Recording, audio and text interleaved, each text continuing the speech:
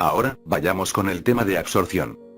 Después de la liberación del medicamento administrado, los fármacos deben absorberse y distribuirse, cruzando barreras como la pared intestinal y la hematoencefálica, mediante mecanismos de transporte activos y pasivos. La absorción se define como el proceso por el cual el fármaco pasa de su sitio de administración a la circulación sistémica. Y esto implica el paso de las moléculas del fármaco a través de una o más membranas biológicas, como lo acabo de mencionar, antes de llegar a la circulación sistémica. Por tanto, es necesario describir brevemente las características de estas membranas. Como ya sabemos, la membrana celular está constituida por una doble capa de fosfolípidos, por eso, también se le conoce como bicapa lipídica. Posee colas hidrófobas, hacia el interior, frente a frente, y posee cabezas hidrófilas, orientadas hacia el exterior, estando en contacto con los medios acuosos extra e intracelulares. Hay tres tipos de fosfolípidos que conforman la bicapa: fosfatidiletonolominas, fosfatidilcolinas, y fosfatidilserinas. Por otra parte, existen proteínas globulares que se sitúan recubriendo algunas zonas, llamadas proteínas periféricas, y otras que actúan a modo de puente entre el medio intracelular y el extracelular, llamadas proteínas canal. Las proteínas constituyen alrededor del 50% de los constituyentes de las membranas, y le dan la rigidez estructural necesaria a la misma. Además, se comportan como el punto de inicio de las reacciones a las moléculas que llegan hasta la membrana, lo que conocemos como receptores, al igual que encontramos proteínas enzimáticas, proteínas transportadoras como las bombas de protones, etcétera, etcétera. Los mecanismos por los cuales, independientemente de la vía usada, se produce la absorción son los siguientes. Se dividen en dos grandes tipos: absorción activa, también conocido como transporte activo, y absorción pasiva, o transporte pasivo. Empezaremos con el transporte activo. Este tipo de mecanismo se efectúa en contra de un gradiente de concentración. Necesita transportadores como las proteínas, puede sufrir procesos de saturación, y necesita un aporte de energía. No es demasiado utilizado en el caso de los fármacos. Dentro del transporte activo se engloba la endocitosis, que se divide en pinocitosis y fagocitosis. La endocitosis es un mecanismo que consume gran cantidad de energía, pero tiene la ventaja de introducir grandes cantidades de material al interior celular. En este caso, la membrana se invagina, englobando una gota de líquido extracelular en el caso de la pinocitosis, o una partícula sólida en la fagocitosis, para depositarla, posteriormente, en el interior de la célula. Ahora vamos con el segundo, con la difusión o transporte pasivo. Este se divide en dos: difusión simple y difusión facilitada. La difusión simple, que es el mecanismo de absorción más utilizado por los fármacos, ya que no requiere gasto de energía. El flujo del fármaco a través de la membrana se lleva a cabo debido a la existencia de un gradiente de concentración, aparte, que la velocidad de transferencia es proporcional a la concentración del fármaco en el lugar de absorción. O en pocas palabras, este tipo de absorción depende del tamaño de las moléculas. Ahora, la difusión facilitada es más rápida que la difusión simple, depende del gradiente de concentración, del número de transportadores como las proteínas que estén disponibles, y de la rapidez con la que ellas transportan. Por regla general, los fármacos se absorben mediante difusión pasiva o mediante difusión convectiva, que es paso a través de poros. Para que puedan producirse estos procesos es necesario que el principio activo se encuentre disuelto en el lugar de absorción. Por ello, en el caso de ciertos fármacos muy poco solubles, la disolución es una etapa limitante de la absorción. Les dejo un resumen acerca de los mecanismos de absorción, por si aún no se les quedó nada de lo que dije. Ahora, ya que vimos los mecanismos de absorción, tenemos que ver también cuáles son los factores que limitan la absorción de fármacos. En primera, como dije hace unos instantes, la absorción depende del tamaño de las moléculas. Por ello, la mayor parte de los fármacos tienen un tamaño pequeño que les permite su pasaje a través de las membranas, por difusión a favor de un gradiente de concentración, cuando no están ionizados. Y en segunda, teniendo en cuenta que las membranas son de naturaleza lipídica, los fármacos liposolubles o no ionizados se absorben con más facilidad. Mientras que los fármacos hidrosolubles o ionizados, no se absorben, o se absorben pobremente. Ahora, teniendo en cuenta lo anterior, existe un grado de ionización, es decir, la fracción de no ionizado y ionizado que se produce en respuesta a un medio. Y esto significa que la absorción aumenta cuando el pH del medio favorece la presencia de la forma no ionizada. Por lo tanto, los medicamentos ácidos se absorben mejor en medio ácido, como en el jugo gástrico estomacal, y los medicamentos alcalinos o básicos se absorben mejor en medio básico, pH que se da en el duodeno o el resto de los intestinos. Y para determinar el porcentaje de no ionizado y ionizado de un fármaco, sea un ácido o base débil, a un determinado pH, teniendo la constante de acidez pKa del fármaco, existe la ecuación de Henderson-Hasselbalch. En unos momentos les explicaré cómo se utiliza esta ecuación para obtener el porcentaje de fármaco ionizado y no ionizado. Y como apreciarán en la imagen, la parte ionizada está señalada con un signo. La velocidad de pasaje de un fármaco, según la ley de Fick, será mayor cuanto mayor sea el gradiente de concentración del fármaco, cuanto el tamaño del fármaco sea menor, y su liposolubilidad sea mayor, y la liposolubilidad está dado por el grado de ionización, que como ya vimos depende del pKa, y el pH del medio el cual ocurra la ionización. Otra base teórica que establece la ley de Fick, es que la velocidad de difusión, es directamente proporcional a la superficie de absorción, e inversamente proporcional al grosor de la membrana. Esto quiere decir que entre más superficie de absorción haya, habrá más velocidad de difusión, y esto viene sujeto también a que hay una membrana delgada, que permite un mayor flujo iónico. Aquí pueden ver la ecuación que nos permite calcular la velocidad de difusión. Ahora, ya que comprendimos la teoría, pasemos a los ejercicios. Primer ejercicio, el ácido acetilsalicílico tiene un pKa de 3,5. Determina el porcentaje de ionizado y no ionizado a pH 1,5. Primero, como hablamos de un ácido, escribimos la ecuación de Henderson-Hasselbalch para ácidos débiles. Despejamos la ecuación, ya saben, como el pKa está sumando pasa al otro lado restando. Y despejamos el logaritmo pasando la resta como potencia de 10.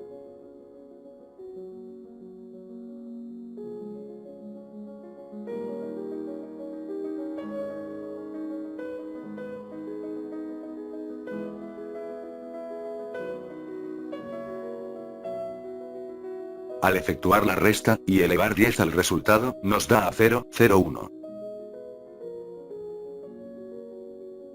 Ahora, realizamos una igualación usando la representación ionizada y no ionizada sumadas, para lograr el 100%.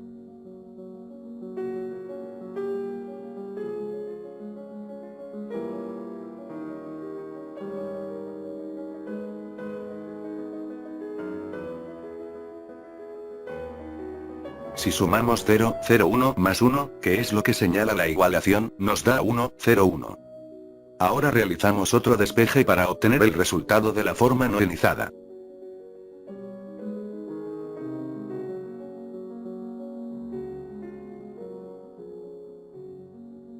El resultado nos da a 99% y solo queda restárselo a 100 para obtener la fracción ionizada.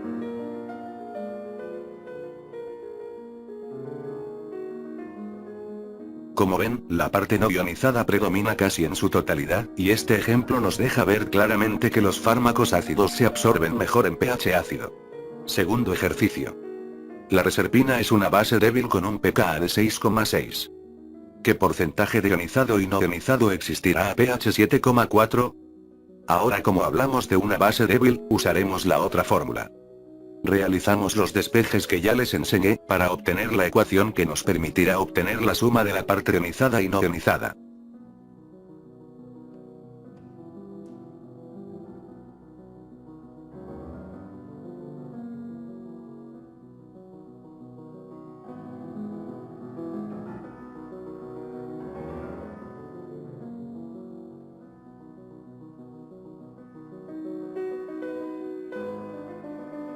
Si elevamos 10 al resultado de la resta, nos dará a 6,30.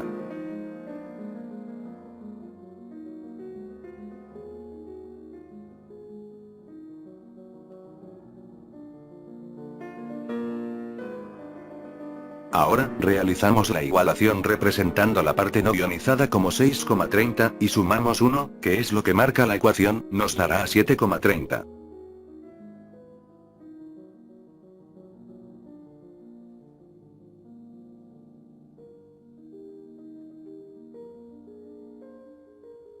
Y realizamos el último despeje para obtener la fracción ionizada, y lo que nos salga, que es 13,69, lo restamos a 100, para obtener la otra fracción.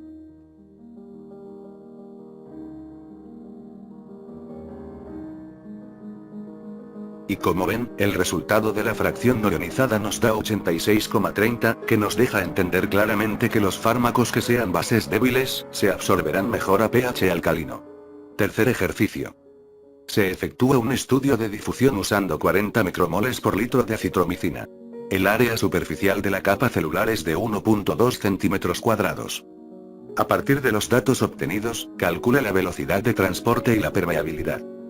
Este problema, lo vamos a manejar como lo hacíamos en las clases de matemáticas de secundaria o prepa, ya saben, datos, fórmula, sustitución, y resultado, así para que el ejercicio se entienda mejor. Bueno, primero obtenemos la velocidad de difusión, obteniendo la pendiente de la tabulación, y la pendiente ya les enseñé a sacarla en el vídeo pasado, la pueden sacar con Excel o con una calculadora. Como dicen en el locuendo, yo no lo hago porque ya lo tengo hecho, XD. La pendiente en estos datos da igual a 0.02 nanomoles por minuto, ojo, la gráfica nos está dando el resultado en nanomoles, hay que ponerle atención a las unidades, porque ellas nos arrojarán cómo debemos expresar el resultado final. Ahora, como datos, tenemos que la velocidad de difusión es 0.02 nanomoles por minuto, la superficie como marca el problema es 1.2 centímetros cuadrados, la concentración también no las da el problema 40 micromoles por litro, y la permeabilidad es lo que tenemos que obtener. Ahora, la ecuación de Fick para obtener la velocidad de difusión es esta, pero queremos sacar la permeabilidad, por lo que despejamos la ecuación, quedando así. Y si notaron, las unidades son diferentes, no podemos realizar la sustitución porque tenemos unidades diferentes, por lo que tenemos que convertirlas. Si ya se les olvidó cómo convertir unidades, les enseñaré de la forma que a mi parecer, es la más sencilla y la más rápida. Primero convertiremos los nanomoles a micromoles. Abrimos un paréntesis, colocamos la unidad a la que queremos convertir arriba, y su equivalencia en la unidad que vamos a convertir abajo.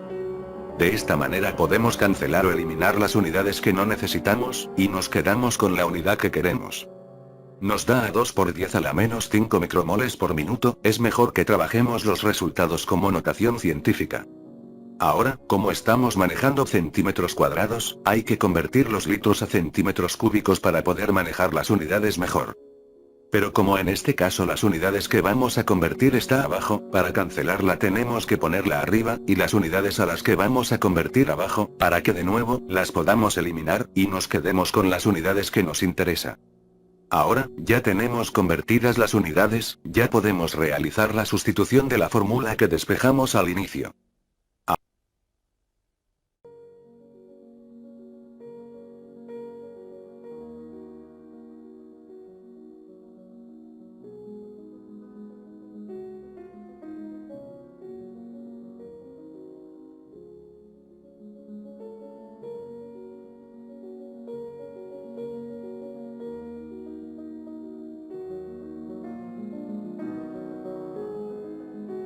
Ahora, vamos a hacer las operaciones con las unidades.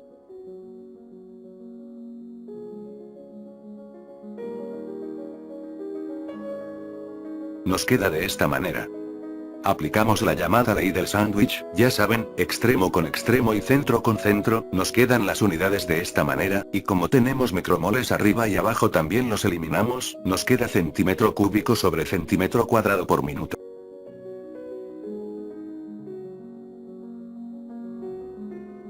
Y como sabrán, la ley de los exponentes nos indica que una división entre exponentes se deben restar, por lo que al dividir centímetro cúbico entre centímetro cuadrado, nos queda centímetro, y esto sobre minuto.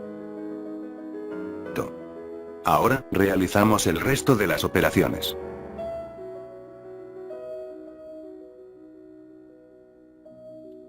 El resultado final, nos da a 4.166 por 10 a la menos 4, y las unidades, como efectuamos en las operaciones, dieron a centímetros por minuto. Esto, mi gente, es el fruto de poner atención a todas las clases de secundaria y preparatoria.